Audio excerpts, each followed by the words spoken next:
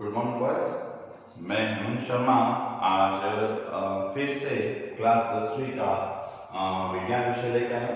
हमने अध्याय हमारे चल रहा था, लेसन तीसरा चल रहा था, धातु, जिसका नाम था, अगर याद हो तो अपन धातुओं के रासायनिक गुणधर्म कर रहे थे और अपन ने पहला गुणधर्म किया था कि क्या होता है जब सभी धातुओं को वायु की उपस्थिति में दहन किया जाता है, उनसे क्या क्या उत्पाद बनते हैं। आज इसी क्रम में अपन दूसरी रासायनिक अभिक्रिया लेंगे कि क्या होता है जब धातुओं की जल के साथ क्या होता है जब धातुओं की जल के साथ अभिक्रिया कराई जाती है। इसमें यही है कि जितनी भी धातुएं होती है, चाहे जो भी धातुओं की बात करें, वे सारी की सारी धातुएं जल से अभिक्रिया करती है और अभिक्रिया करने के बाद में धातु ऑक्साइड का निर्माण करती है। इसके अलावा कुछ मात्रा में, अल्प मात्रा के अंदर पुनः हाइड्रोजन का त्याग कर लेती है। तो यहाँ पर अपन लिखते हैं कि जितनी भी धातुएं होती है, सभी जो धातुएं होती हैं वो जल से अभिक्रिया करके क्या बनाती है, धातु ऑक्साइड बनाती है। सभी धातुएं, कुछ धातुएं नहीं सकते, सारी धातुएं अलग अलग काम करती है।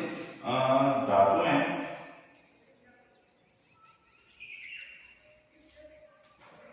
जल से अभिक्रिया कर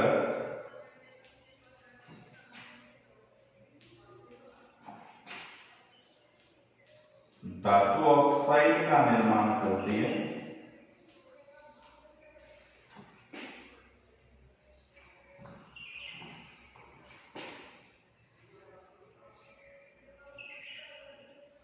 धातु ऑक्साइड का निर्माण करती है तथा हाइड्रोजन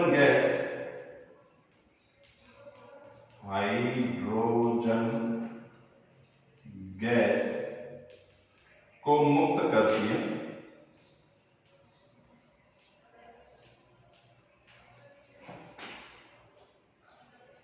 यानी कि धातुएं जो भी है वो जल से क्या करेगी, अभिक्रिया करेगी। क्रिया करने पर क्या बनाती है, तो बनाती है आपकी धातु ऑक्साइड बना देती है और साथ में क्या करती है, साथ में हाइड्रोजन गैस को क्या कर देती है, निर्मुक्त कर देती है, उत्सर्जित कर देती है। फिर आगे यह धातु ऑक्साइड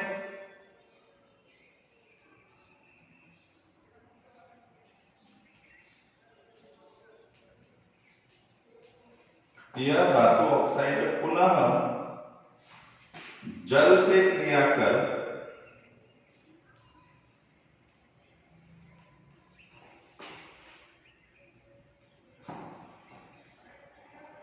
धातु हाइड्रोक्साइड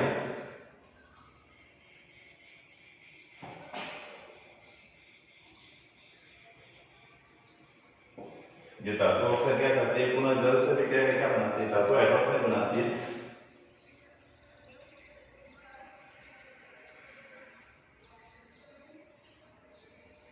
धातु हाइड्रोक्साइड बनाती है। आप कोई भी धातु ले लेते हैं, उस धातु की अभिक्रिया आपने किससे कराई, जल से कराई। जल का सूत्र H2O, क्रिया करने पर क्या बन गया, धातु ऑक्साइड बन गया।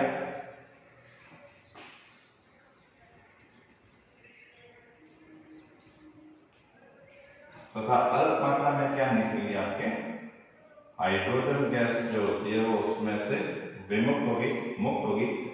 इस धातु ऑक्साइड की जब पुनः जल से अभिक्रिया कराते हैं,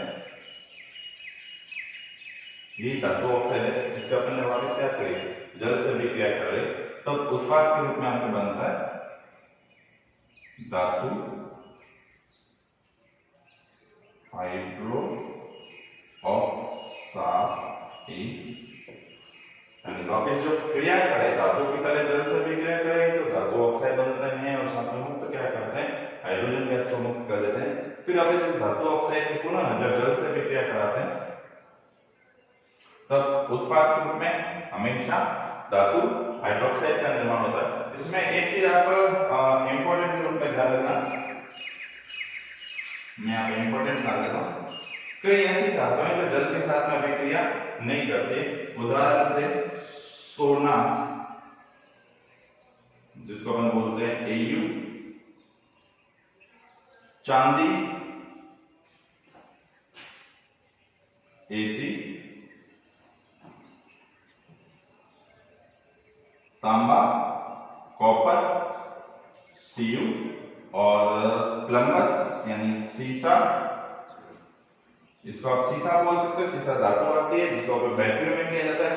इसका प्लम्बस जो है प्रतीक होता है Pb। चार धातुएं सोना है औरम, चांदी अर्जेंटम, तांबा कॉपर और सीसा आपके कहलाता है प्लम्बस। तो ये वे चार धातुएं हैं जो जल के साथ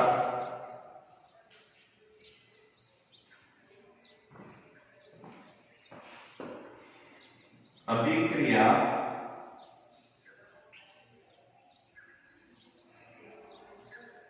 नहीं करती है। यानी कि यदि आप इनको पानी के अंदर रखोगे या पानी से क्रिया कराओगे तो ना तो धातु का ऑक्साइड बनेगा और ना ही धातु का हाइड्रोक्साइड बनेगा। ये किसी भी स्थिति में दोनों से क्रिया नहीं करती है। तो जितनी भी धातु होती है यदि आप उनको जल के साथ अभिक्रिया कराओगे तो सारी की सारी धातुएं क्या करेगी, जल से अभिक्रिया करने पर क्या बनेगी, एक तो धातु ऑक्साइड का निर्माण करती है और उसमें साथ में मुक्त हमेशा हाइड्रोजन गैस को करती है, यदि आप ध्यान रखिएगा। फिर पुनः यही धातु ऑक्साइड जो बना है ये धातु ऑक्साइड क्या करेगा, पुनः जल से अभिक्रिया करके एक नई वस्तु बनाएगा जिसका नाम है धातु हाइड्रोक्साइड। लेकिन इंपॉर्टेंट चीज ध्यान रखना, ये चार धातु है सोना चांदी तांबा और सीसा जो है वो कभी भी जल के साथ में कोई भी अभिक्रिया नहीं करते। ठीक है, मिटा दो इसको। ठीक है, आगे अपन इसमें करते हैं, कंटिन्यू करते हैं इसमें। बस ये ध्यान रखिएगा कि ये चार चीजें जरूरी है हमेशा। जब आपके साथ पूछा जाता है कि धातुएं जल के साथ अभिक्रिया करती है तो क्या बनता है, तो आप ध्यान रखना जब भी जल के साथ अभिक्रिया करती है धातु ऑक्साइड बनेगी, मुक्त क्या करती है, हाइड्रोजन गैस मुक्त करती है। फिर वापस यही जल से क्या करेगा, बनेंगे आपके अंतिम उत्पाद के रूप में धातु हाइड्रोक्साइड का निर्माण करती है। चलो मैं इसको मिटा देता हूं।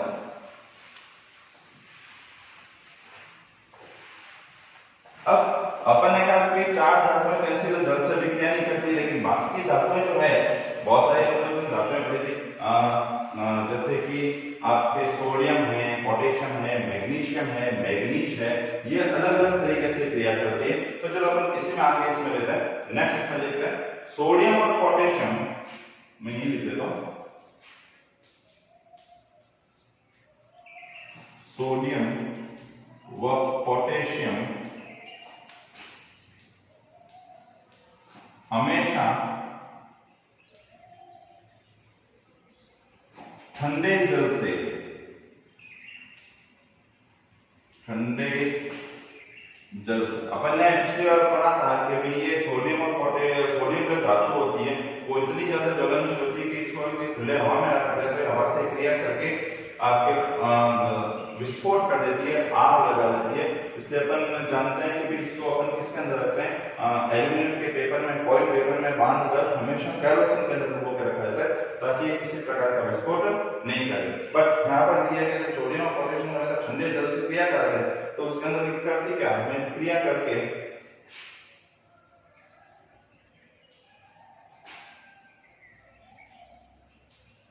हाइड्रोजन गैस तथा ऊष्मा को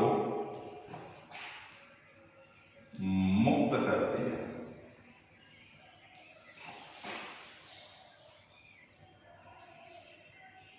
ठीक है, अपन ने धातु ले ली, इसमें अपन ने लिखा सोडियम और पोटेशियम, तो अपन सोडियम को ले लेते हैं या पोटेशियम ले लेते हैं। चलो पोटेशियम को ले लेते हैं। पोटेशियम के दोनों जब जल के दोनों से क्रिया करते हैं, 2K की अभिक्रिया किससे करें, 2H2 जल के दोनों से करें तो उत्पाद के रूप में 2KOH, इसको आप जानते हैं ये है आपके पोटेशियम हाइड्रोक्साइड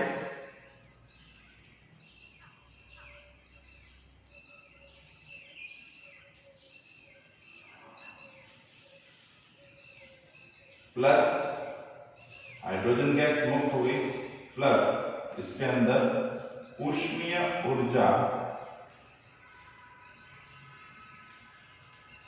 उष्मीय ऊर्जा का निर्माण। अपन ने पहले यहीं में कर दिया था कि जितनी भी धातु जल से अभिक्रिया करती है तो क्या बनाती है, धातु ऑक्साइड बनाती है। और जब धातु ऑक्साइड की पुनः जल से अभिक्रिया करते हैं तो क्या बनता है, धातु हाइड्रोक्साइड बनता है। यहाँ भी क्या बन गया, पोटेशियम हाइड्रोक्साइड, यानी पोटेशियम की अभिक्रिया जब जल के अणुओं से करेगी, जल के दो अणुओं से कराते तो क्या बनता है, पोटेशियम हाइड्रोक्साइड बनता है। अल्प मात्रा में हाइड्रोजन गैस निकलती है और इसमें कुछ मात्रा में उष्मीय ऊर्जा का निर्माण होता है। आप कैसे उष्मीय ऊर्जा को उत्सर्जित किया जाता है, ठीक है। इसी तरह से यदि अपन बात करते हैं, अपन सोडियम ले लेते हैं, यहाँ पर 2Na प्लस 2H2O क्रिया करने पर 2NaOH प्लस H2 प्लस, मैं यहाँ ऊर्जा ही लिख देता हूँ, ऊर्जा को उत्सर्जन किया जाता है। तो ध्यान रखना, सोडियम और पोटेशियम दो ऐसी धातुएं जो हमेशा क्या करती है, ठंडे जल से विक्रिया करती है और उत्पाद के रूप में क्या बनेगी, और धातु का हाइड्रोक्साइड तो बनेगी, साथ में हाइड्रोजन गैस मुक्त होती है और सबसे इंपॉर्टेंट चीज है ये ऊष्मा को मुक्त करती है। अब अगर याद हो तो अपन ने पहला चैप्टर पढ़ा था, आप लोगों ने पहला चैप्टर किया तो उसके अंदर अभिक्रियाओं के प्रकार आए थे। उसके अंदर आया था कि वे अभिक्रियाएं जो ऊष्मा को मुक्त करती है, ऊष्मा को उत्सर्जित करती है, उसे ऊष्माक्षेपी अभिक्रिया कहा जाता है।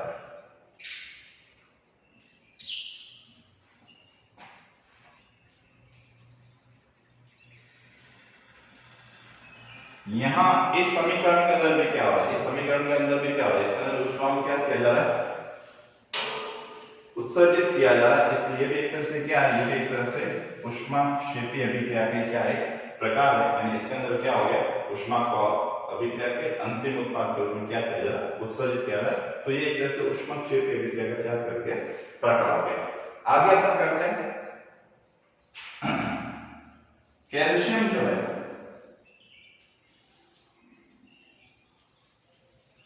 जल के साथ हमेशा क्या करता है, धीमी गति से अभिक्रिया करता है, यानी क्विक अभिक्रिया नहीं करता, फास्ट अभिक्रिया नहीं करता, वो हमेशा क्या करता है, धीमी गति से अभिक्रिया करता है।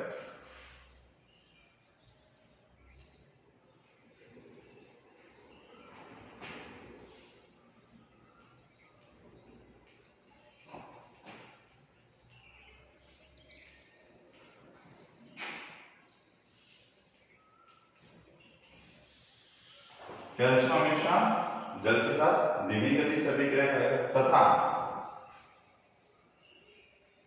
हाइड्रोजन गैस जो मुक्त होगी, इस अभिक्रिया में जो भी हाइड्रोजन गैस जो मुक्त हो रही है वो हाइड्रोजन गैस क्या करेगी, वो हाइड्रोजन तथा हाइड्रोजन गैस पुनः कैल्शियम की सतह पर चिपक जाती है।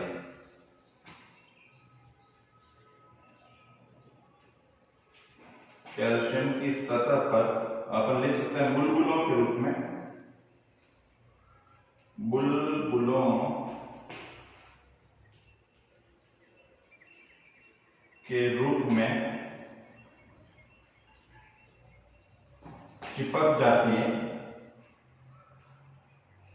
अब होता क्या है, चूंकि आपको पता हाइड्रोजन गैस बहुत हल्की होती है, आपने देखा होगा बाजार में गुब्बारे आते हैं हाइड्रोजन गैस भर देते हैं, हाइड्रोजन गैस भरते हल्का होने का हवा में आसानी से उड़ना शुरू हो जाता है। तो यहाँ भी क्या है, जब कैल्शियम की आप जल के साथ अभिक्रिया कराओगे, कैल्शियम की धातु जो है जल के साथ अभिक्रिया क्या होगी, अभिक्रिया धीरे धीरे होगी, धीमे गति से संपन्न होगी, तीव्रता से त्वरित नहीं होगी। उत्पाद के रूप में क्या बनेगा, जब हाइड्रोजन गैस बनेगी, हाइड्रोजन गैस क्या करेगी, वापस उसी कैल्शियम की सतह पर बुलबुलों के रूप में चिपकना शुरू हो जाती है। अब उससे क्या होगा, उसके कारण क्या होता है, कैल्शियम जो धातु होती है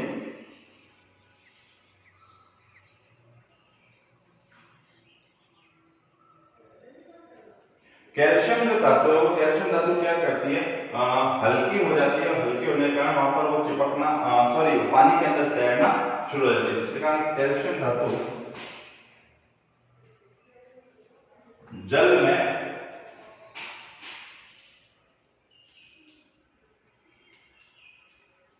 तैरना प्रारंभ करती है।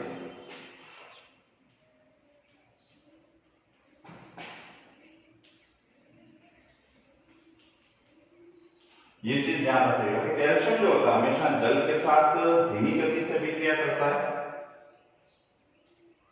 और हाइड्रोजन गैस क्या करेगी, पुनः क्या करेगी, उसी कैल्शियम की सतह पर क्या चिपकेगी, बुलबुलों के रूप में चिपकना शुरू हो जाती है, जिसके कारण कैल्शियम धातु जल के अंदर आसानी से प्रारंभ कर देती है, तैरना प्रारंभ कर देती है। यहाँ पर अपन लेते हैं जैसे कैल्शियम की अभिक्रिया आपने जल के अणु से करी, उत्पाद के रूप में क्या बनेगा आपके, कैल्शियम हाइड्रोक्साइड, ठीक है, CaOH2 का निर्माण हो गया और बदले में मुक्त क्या हो गया आपके, हाइड्रोजन गैस मुक्त हो गई। अब चूंकि यहाँ पर समीकरण को देखा जाए तो CaOH2 इसके अंदर आपने क्या कर दिया, OH में 2 आ रहा है तो यहाँ पर जल के अंदर क्या कर देंगे, जल के 2 अणु ले लेंगे। तो कैल्शियम की अभिक्रिया जब भी जल के 2 अणु से क्रिया कर जाती है तो कैल्शियम हाइड्रोक्साइड बनता है और साथ में क्या होती है, हाइड्रोजन गैस मुक्त हो जाती है। यह हाइड्रोजन गैस मुक्त होने के बाद पुनः कैल्शियम की सतह पर क्या हो जाती है, बुलबुलों के रूप में चिपकना शुरू हो जाती है। परिणाम स्वरूप चूंकि हाइड्रोजन हल्की होती है इसलिए क्या है, कैल्शियम धातु पर चिपकते हुए क्या हो जाती है, हल्की होना शुरू हो जाती है और ये धातु पानी के अंदर तैरना प्रारंभ कर देती है। तो पहले सोडियम और पोटेशियम क्या करते हैं, ठंडे जल से क्रिया करेंगे, उत्पाद के रूप में क्या बनेगा, हाइड्रोक्साइड तो बनेंगे लेकिन ऊष्मा को निकलना शुरू कर देंगे। इसलिए अपने कहा कि ये एक तरह से क्या है, ऊष्मा अभिक्षेपी अभिक्रिया का एक प्रकार हो गया। सेकंड, इसमें कैल्शियम के साथ अभिक्रिया करेंगे तो क्या होगा, हाइड्रोजन गैस का मुक्त कर देगी और कैल्शियम सतह पर क्या कर देगी, बुलबुलों के रूप में चिपकना शुरू हो जाती है। ठीक है, नेक्स्ट अपन इसमें करते हैं, इसको मिटा देता हूं।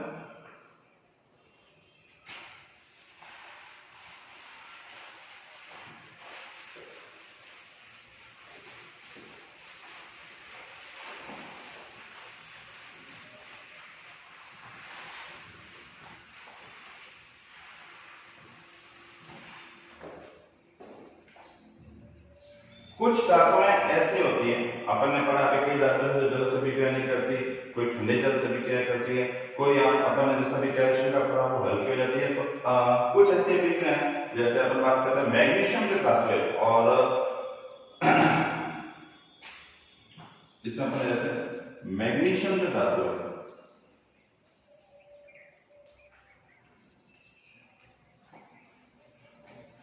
मैग्नीशियम धातु हमेशा गर्म जल से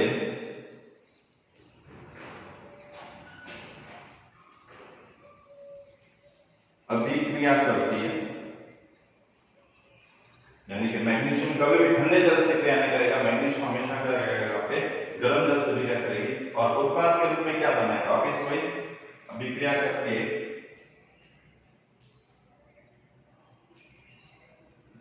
मैग्नीशियम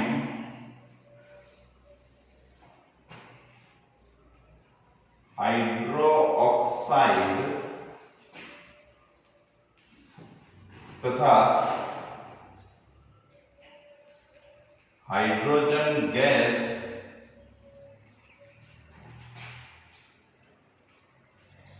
का निर्माण करती है।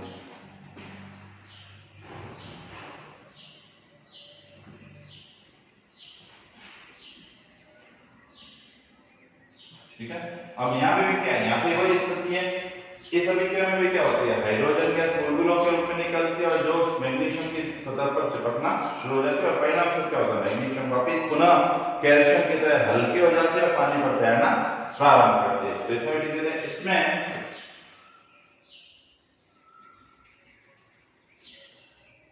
हाइड्रोजन गैस बुलबुलों के रूप में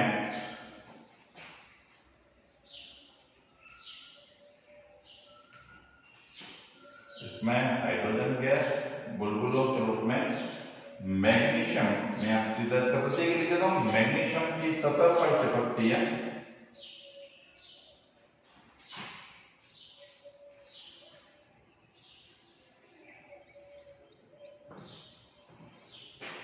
मैग्नीशियम की सतह से क्या चिपक जाती है, जिसके कारण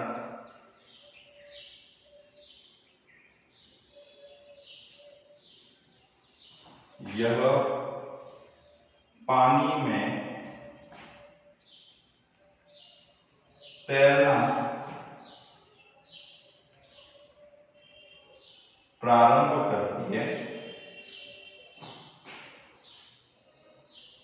यानी ये क्या होती है, मैग्नीशियम की कैल्शियम तो क्या हो जाती है, हल्की हो जाती है और तैरना प्रारंभ कर देगा। ये ध्यान रखिएगा कि कैल्शियम जो होता है हमेशा ठंडे जल से अभिक्रिया करता है जबकि मैग्नीशियम हमेशा गर्म जल से अभिक्रिया करता है। अब इस वही समीकरण ले जाते हैं, मैग्नीशियम Mg प्लस 2H2O, जल के दो अणु ले लिए। ध्यान रखना इसमें जल है वो गर्म है, गर्म पानी आपको लेना है। उत्पाद के रूप में क्या बनता है? मैग्नीशियम हाइड्रोक्साइड NgOH2 प्लस अल्प मात्रा के अंदर हाइड्रोजन गैस आपके उत्सर्जित होना प्रारंभ होती है। तो ये भी अपन ने कैल्शियम में पढ़ा था, ठंडे जल से भी क्या करता है, मैग्नीशियम हमेशा गर्म जल से भी क्या करता है, होता क्या है, इसका धातु का हाइड्रोक्साइड बनता है, हाइड्रोजन गैस उत्सर्जित होती है। लेकिन ये जो हाइड्रोजन गैस है वापस क्या करते हैं, मैग्नीशियम की सतह पर चिपक जाती है, जिसके कारण क्या जाती है, बाहर में हल्की हो जाती है, हल्के में धातु आसानी से पानी में तैरना प्रारंभ करती है। ठीक है। अब कुछ ऐसी धातुएं भी है जो ना तो ठंडे पानी से क्रिया करती है ना ही गर्म पानी से क्रिया करती है। अपन कह सकते हैं ना तो ठंडे जल से भी क्रिया करेगी ना ही गर्म जल से भी क्रिया करेगी, वह सीधे भाप से भी क्रिया करती है। जो भाप जो मुक्त होती है उससे भी क्रिया करके उत्पाद बनती है। ठीक, इसको मिटा देता हूं।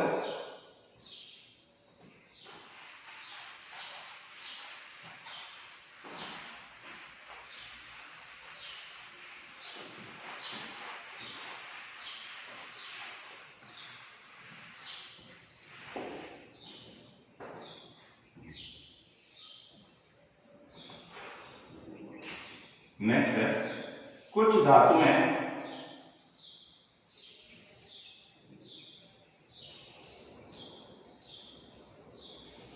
अब कुछ धातुएं में कौन कौन सी, जैसे एल्यूमिनियम, लोहा और आपके जस्ता। एल्यूमिनियम ले लिया, लोहे का प्रतीक होता है Fe, मैं इसको थोड़ा सा क्लियर कर देता हूं, Fe, और जस्ता यानी जिसको जिंक बोला जाता है। ये तीनों ऐसी धातुएं जो ना तो ठंडे जल से भी क्रिया करती है और ना ही गर्म जल से भी क्रिया करती है, ये हमेशा क्या करती है, भाप से भी क्रिया करती है। तो कुछ धातुएं एल्यूमिनियम, लोहा और जस्ता ठंडे व गर्म जल से, ना तो ठंडे से करेंगे और ना ही गर्म जल से करेंगे, ठंडे और गर्म जल से ये कैलकुलेट करता हूं, अभिक्रिया नहीं करती है,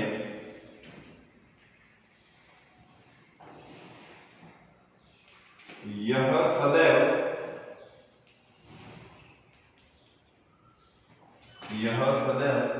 भाप से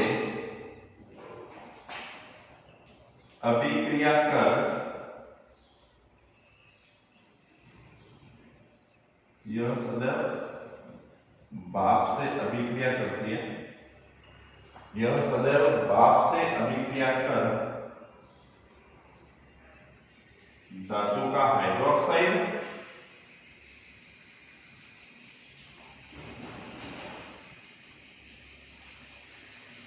तथा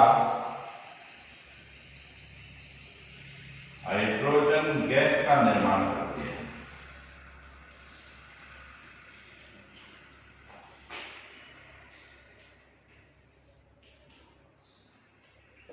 यानी कि तीन धातु, एल्यूमिनियम ले लिया आपने, लोहा ले लिया, जस्ता ले लिया, कोई भी ठंडे पानी या गर्म पानी से क्रिया नहीं करेगी, ये हमेशा किससे क्रिया करेगी, भाप से भी क्रिया करेगी। भाप से भी क्रिया करने में क्या बनेगी, धातु का सॉरी माय मिस्टेक, एक मिनट में इसको मिटा देता हूं।